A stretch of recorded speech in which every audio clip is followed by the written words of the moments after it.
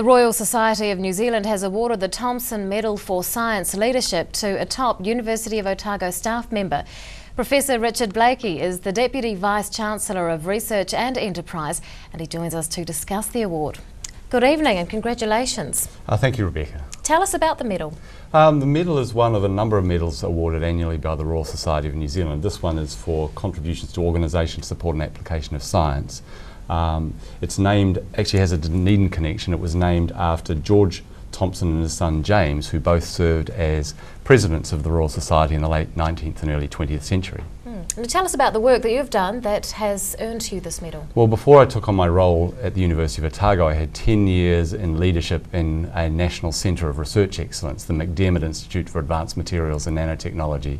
I had the great privilege to work along Professor Sir Paul Callaghan as Deputy Director and then as 3 years of Director of that. And it was a new model for collaborative investigator-led science, research and science in New Zealand, and we were very successful in that, and through that a nomination and then this award was made.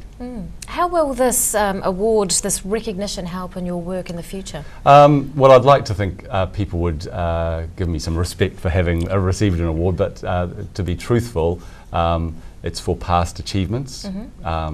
What I do now in science leadership is based upon my actions and how well I deliver now. So it's nice to have, but the next job requires good performance to carry on.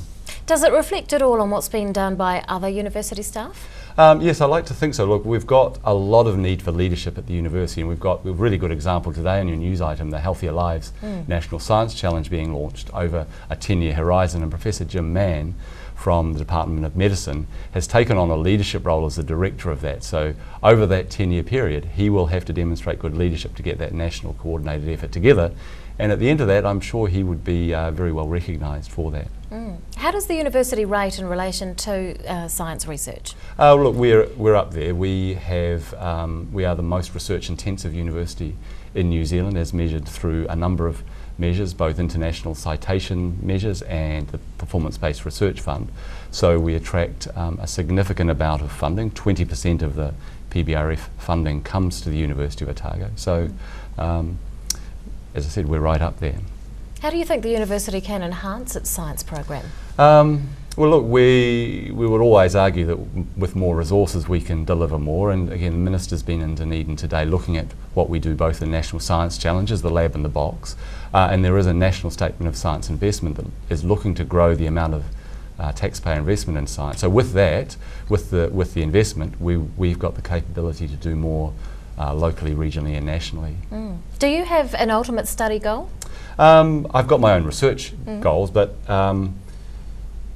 my goal in terms of the leadership that I perform is actually to see through our research a more prosperous, equitable, healthy city of Dunedin that's contributing to a more prosperous, equitable and healthy New Zealand for my kids and their kids to grow up.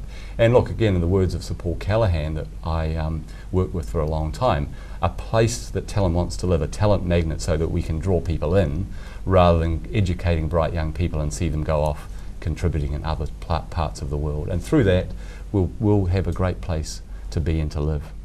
Thomson Medal winner, Professor Richard Blaikie, thank you very much for your time. Oh, you're very welcome.